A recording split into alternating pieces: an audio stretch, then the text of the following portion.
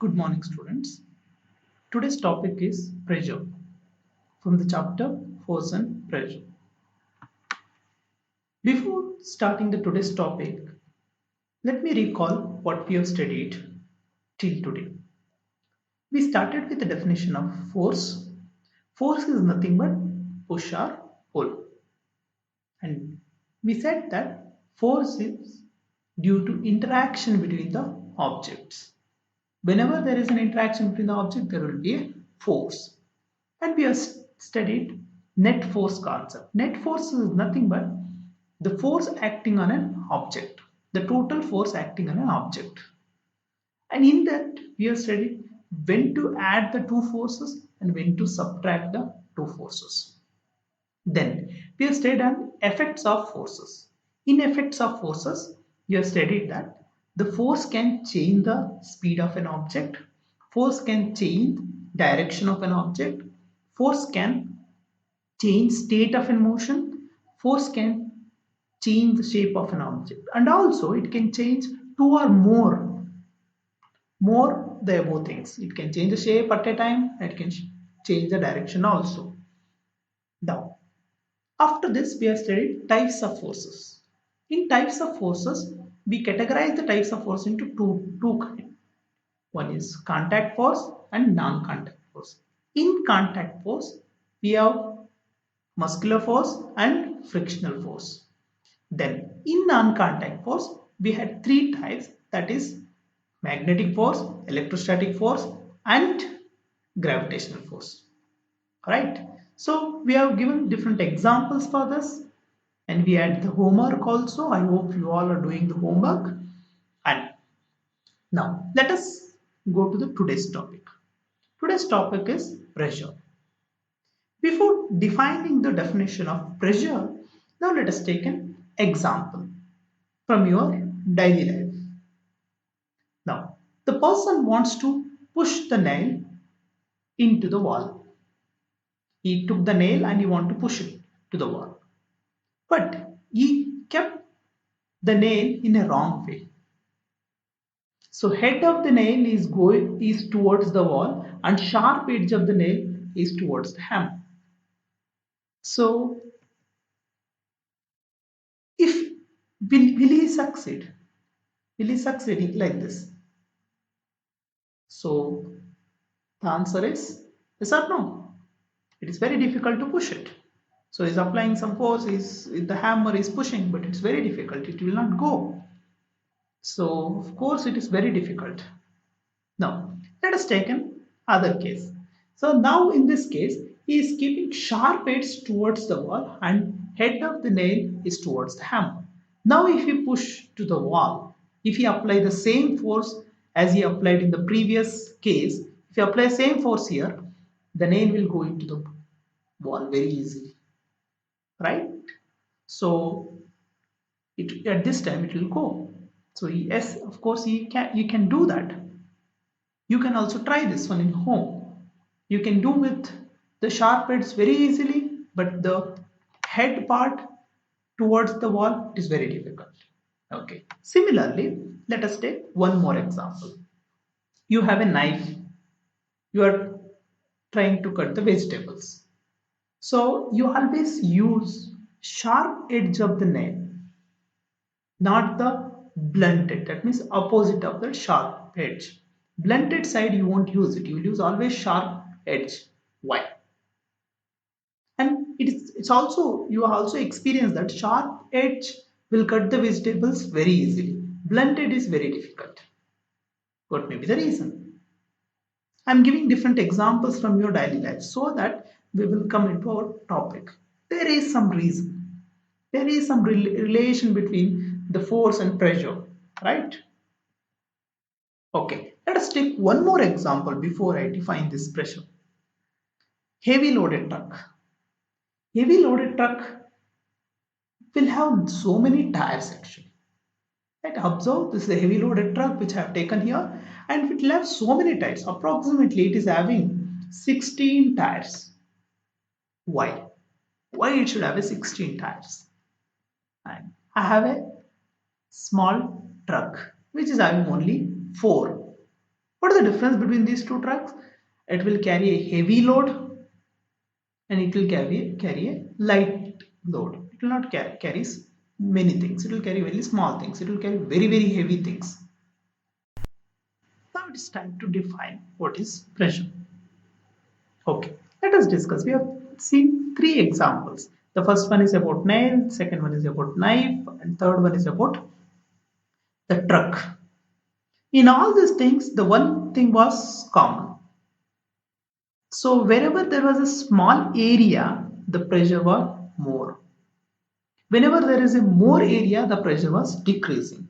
So if I take the nail case, the sharp edge of the nail will have a smaller area. Head will have a bigger area. The sharp edge, when you push with the sharp edge, so it went inside the wall very easily. But head, it didn't go very easily. Similarly, sharp edge of the knife, you can cut the vegetables very easily, but not with the blunted side. Right? So that means the pressure can be defined as force acting on a unit area of surface. The force acting on a unit area of surface is called as pressure. Okay? So the formula is pressure is equal to force per area on which it acts. That means it is going to depend upon two quantities, force and area. Force per area is called as pressure. Now, normally mathematical wise you can write P is equal to F by A. The SI unit of pressure. SI unit of pressure will, you can write it as SI unit of force divided by SI unit of area. SI unit of force we already studied in the last class that it is Newton. SI unit of force is Newton. SI unit of area. Area is nothing but L into B. L is also meter. Length SI unit is meter. Breadth SI unit is meter. So meter square. SI unit of area is meter square. So Newton per meter square is the SI unit of pressure. This Newton per meter square is also read as Newton meter to the power of -2. You can read like that also, or else you can read just as Newton per meter square. And this SI unit is named as Pascal to recognize the work done by the scientist named as Pascal. To recognize his work, like similarly, what we have named the SI unit of force as Newton to recognize the work of Newton. Similarly, here also we have named it. Okay. So factors on which this pressure depends. So we have come across it depends upon two factors. One is force and area of contact. How it depends upon force? So if force increases, pressure on object also increases. It's very obvious thing. If you take a nail and if you push with lot of force, so the pressure on that wall also increases. If force decreases, pressure on object also decreases. It's an obvious thing. How it depends upon area of contact? This is very important now. If area of contact is smaller, then pressure increases. So we have seen two examples beginning. One is about nail, another about knife. In the nail case, sharp edge went inside very easily because the sharp edge is having smaller area. Right? You can see that sharp edge is having smaller area. Look at here, sharp edge is having smaller area, but head is having bigger area. So since smaller area is there, that's why it went very easily. Even though you are applying same force in both the cases, it went very easily because pressure will be more.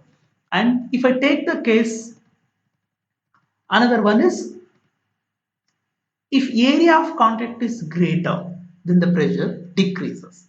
So for this, let us take the heavy truck and the small truck. In heavy truck, the load is more. That means the force is very greater. It will push the road with lot of force. Means pressure increases. So we need to decrease that pressure. Otherwise, the road will get spoiled. To decrease that pressure, we will increase the area of contact between the truck and the road. That is nothing but tires. So that's why we have so many tires so that the area increases and the pressure on the road decreases. So the greater the area, lesser the pressure. If smaller the area, greater the pressure. So this relation is called inversely proportional. In the case of force, it is directly proportional. If force increases, pressure also increases. So if force decreases, pressure also decreases. So having understood all these things, so you need to answer the below questions.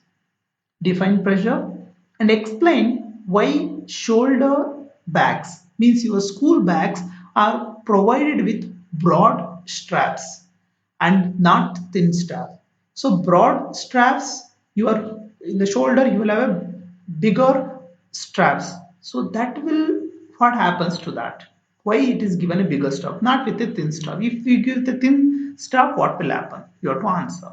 If force is applied on a smaller area of contact, pressure exerted by it is what? You have to answer. Greater, lesser, the same size, none of this.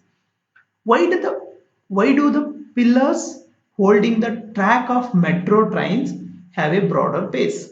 So metro trains, uh, the tracks, uh, is going in above, it goes within height, so they will have a pillars. The pillars will have a wider area, so wider base, why it is. And you also, you can relate to the multi-story buildings. Multi-story buildings will have a broader base. So what is the reason for it? You have to explain. Why porters place a round piece of cloth on their heads when they carry heavy loads. Porter means the coolies, which is in the railway station, you find them. They will keep one towel, a round piece of towel on their head before carrying the your luggage. Why? You have to answer them. Thank you. So have a nice day.